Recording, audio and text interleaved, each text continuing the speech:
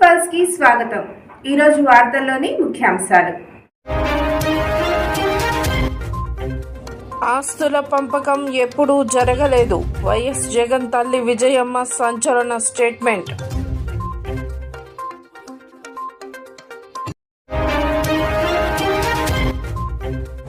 Trade డీల్పై రైతుల గర్జన. కనీస మద్దతు ధర చట్టబద్ధతకు డిమాండ్.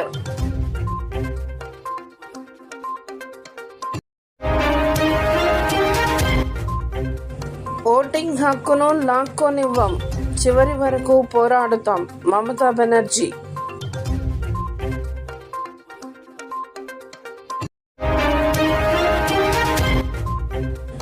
అత్యాచార నిందితుడైన జ్యోతిష్యుడికి గొడుగు పట్టిన మహిళా కమిషన్ చైర్పర్సన్.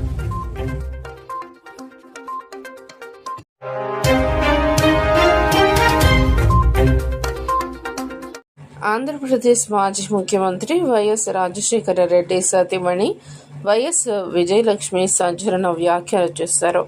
వైఎస్ మరణం వరకు ఉన్న ఆస్తులన్నీ కుటుంబ ఆస్తులేనని, ఆస్తుల పంపకం ఎప్పుడూ జరగలేదని స్పష్టం చేశారు.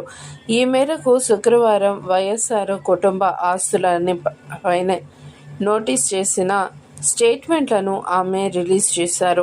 ఇటీవల వైసీపీ నాయకులు కొందరు వైఎస్ ఆస్తులపై చేస్తున్న కుట్రలకు ఆమె స్పందించారు. ఆస్తులు నలుగురు మనుమలకు సమానంగా పంచాలని వైఎస్ఆర్ ఉద్దేశమని, ఈ విషయం వైఎస్ఆర్ దగ్గర వాళ్ళందరికీ తెలిసిన వాస్తవమిదని వెల్లడించారు. ఎంఓయూలో రాసిన ప్రతి ఆస్తి షర్మిలకు చెందాల్సినదేనని, సరస్వతి సిమెంటుతో సహా ఎంఓయూలో ఏని యలహక ల్యాండ్ కూడా షర్మిలదేనని తెలిపారు. ఇచ్చాను అని చెప్తున్న డబ్బు షర్మిల వాటాకు వచ్చిన డివిడెంట్ మాత్రమేనని అన్నారు. ఆస్తుల విషయంలో జగన్ తన మేనల్లుడికి, మేనకోడలికి అన్యాయం చేశాడని ఆరోపించారు.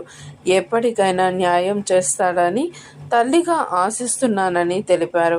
ఇప్పుడు షర్మిలకు ఇచ్చిన ఆస్తులు లాంటివి జగన్కు కూడా ఇచ్చారని వెల్లడించారు.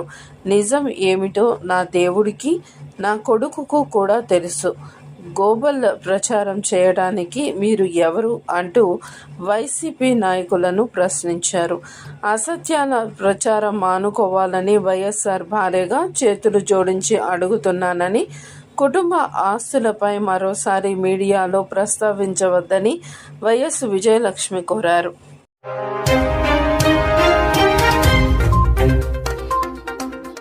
సంయుక్త కిసాన్ మోర్చా ఆధ్వర్యంలో వివిధ రాష్ట్రాల నుంచి వేలాదిగా తరలి వచ్చిన రైతులు భారత్ అమెరికా వాణిజ్య ఒప్పందాన్ని నిరసిస్తూ గురువారం న్యూఢిల్లీలో ర్యాలీ నిర్వహించారు. ఈ ఒప్పందం నుంచి డైరీ, ఆహార ఉత్పత్తుల దిగుమతులను మినహాయించాలని వారు డిమాండ్ చేశారు. సుంకాలు లేకుండా అమెరికా ఉత్పత్తులను భారత్లోకి అనుమతించడం దేశీయ ఉత్పత్తులు రైతుల జీవనాధారానికి ప్రమాదకరంగా మారుతున్నదని రైతు నాయకులు హెచ్చరించారు.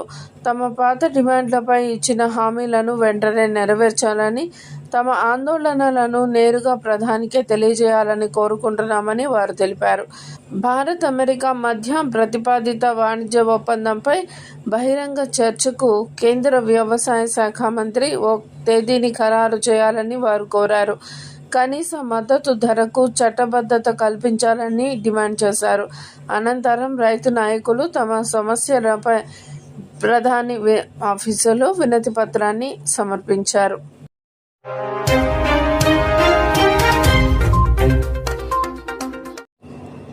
ఈద్ అల్ ఫితర్ సందర్భంగా ఇవాళ బెంగాల్ సీఎం మమతా బెనర్జీ ప్రార్థనల్లో పాల్గొన్నారు.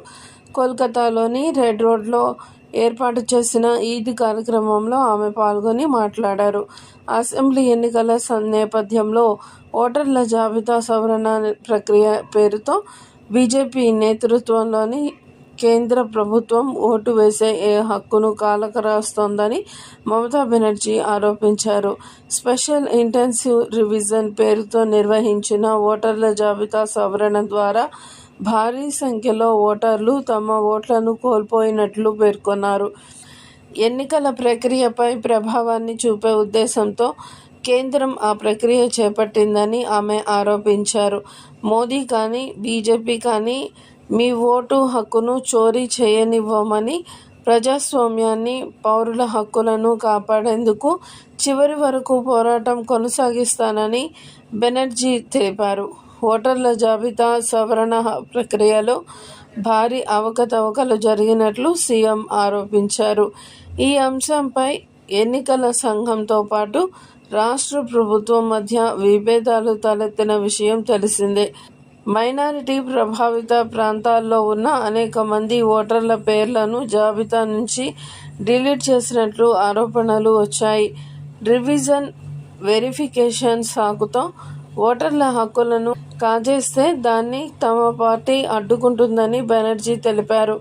బెంగాల్ను టార్గెట్ చేసి రాష్ట్రాన్ని విభజించాలని చూస్తున్న వారు నరకానికి వెళ్తారని ఆమె పేర్కొన్నారు. ఐకమత్యాన్ని బెంగాల్ విశ్వసిస్తుందని, హిందువులు, ముస్లింలు, సిక్కులు, క్రైస్తవులు ఇక్కడ కలిసి జీవిస్తారని, ఈ సమాజానికి వ్యవస్థను విచ్ఛిన్నం చేయాలని చూస్తూ ఊరుకోబోమన్నారు.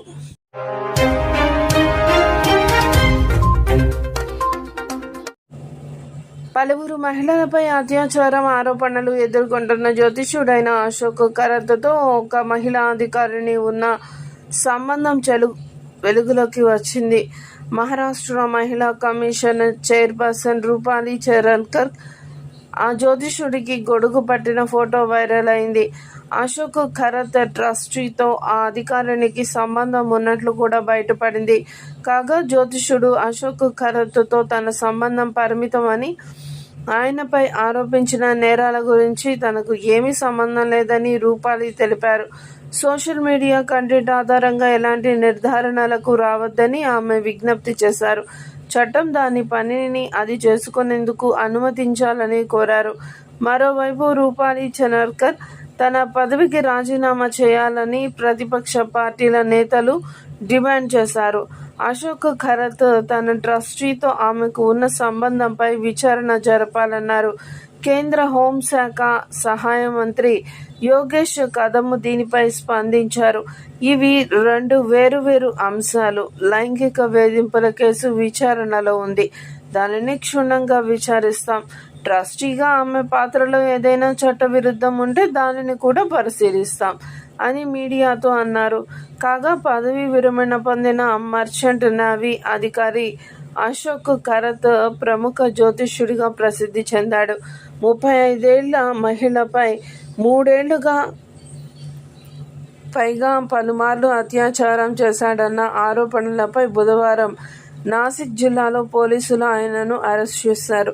స్వాధీనం చేసుకున్న పెన్డ్రైవ్లో 58 మహిళలతో సన్నిహితంగా ఉన్న వీడియోలు గుర్తించారు.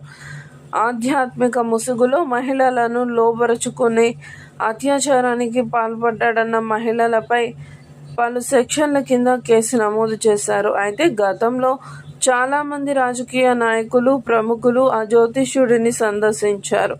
తాజాగా అశోక్ ఖరత్తో కలిసి రూపాలి చరణ్కర్ ఉన్న కొన్ని ఫోటోలు, వీడియోలు సోషల్ మీడియాలో వైరల్ అయ్యాయి. దీంతో ఈ వివాదం మరింత ముదిరింది.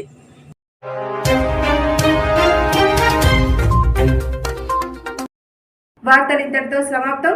చూస్తూనే ఉండండి పీపుల్స్ పల్స్. సామాన్య ప్రజల గుండె సవ్వడి, ప్రజానాడి. చూస్తూ ఉండండి పీపుల్స్ పల్స్.